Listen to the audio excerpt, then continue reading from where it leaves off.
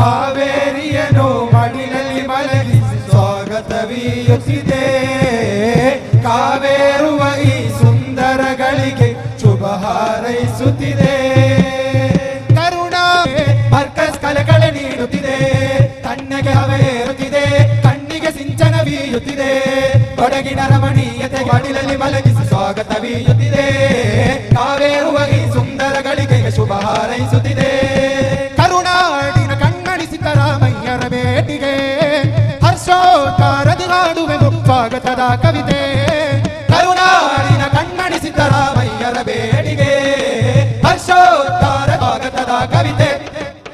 ತಣ್ಣಗೆ ಹವೆಯೇರುತ್ತಿದೆ, ಕಣ್ಣಿಗೆ ಸಿಂಚನ ಬೀಯುತ್ತಿದೆ. ಕಣ್ಣಿಗೆ ಸಿಂಚನ ಬೀಯುತ್ತಿದೆ. ಕೊಡಗಿನ ರಮಣೀಯತೆಗೆ ಮರ್ಕಸ್ ಕಲೆಕಳೆ ನೀಡುತ್ತಿದೆ.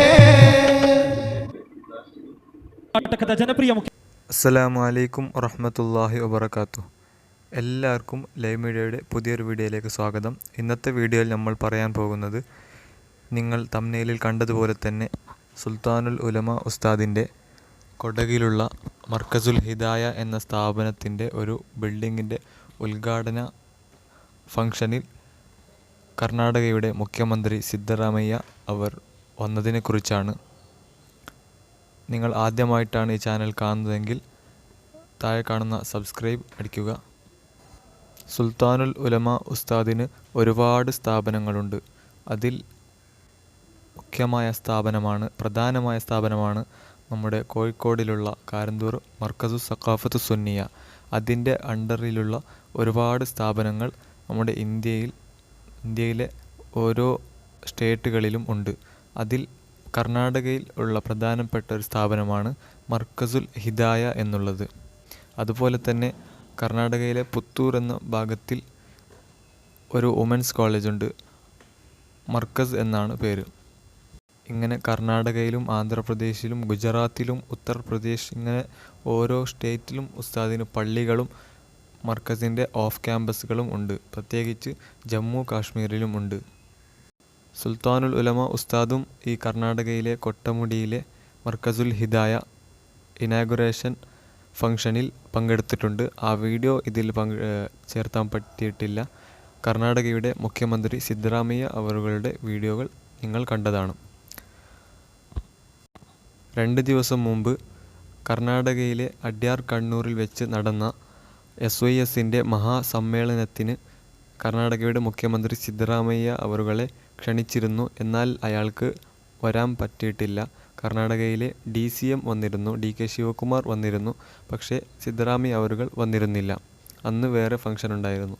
പക്ഷേ അതിന് തൊട്ട് 2 ദിവസങ്ങൾക്ക് ശേഷം നമ്മുടെ സുൽത്താനുൽ ഉലമ ഉസ്താദിൻ്റെ പരിപാടികൾക്ക് അയാൾ പങ്കെടുത്തു. എന്നിട്ട് അവിടുന്ന് കർണാടകയിലെ മുസ്ലിമീങ്ങൾക്ക് എല്ലാ രീതിയിലുള്ള സഹകരണങ്ങളും ഞങ്ങൾ നൽകും എന്ന് ഉറപ്പ് നൽകി. 2 ദിവസം മുമ്പ് നടന്ന SYSൻ്റെ മഹാസമ്മേളനത്തിൽ മൗലാന ഷാഫി സഅദി ഉസ്താദ് AP ഉസ്താദിൻ്റെ പ്രതിനിധിയായിക്കൊണ്ട് കർണാടകയിലെ മുസ്ലിമീങ്ങൾ അനുഭവിക്കുന്ന 10 പ്രശ്നങ്ങളെ അവിടുന്ന് DCMൻ്റെ മുമ്പിൽ വായിച്ചു കൊടുത്ത് ഇതിനുള്ള പരിഹാരം വേണമെന്ന് ചോദിച്ചപ്പോൾ DCM അവിടുന്ന് എല്ലാത്തിനും പരിഹാരം നമ്മൾ കണ്ടെത്തും എന്ന് അവിടുന്ന് നമുക്ക് ഉറപ്പ് നൽകിയിരുന്നു. കൊടകിലെ കൊട്ടമുടി മർക്കസുൽ ഹിദായ സ്ഥാപനത്തിൻ്റെ സിൽവർ ജൂബിലി 2 വർഷങ്ങൾക്ക് ശേഷം, അതായത് 2025 തന്നെ നടക്കും. 2002 കൊടകിലെ മർക്കസുൽ ഹിദായ സ്ഥാപനം ഉണ്ടാക്കിയത്.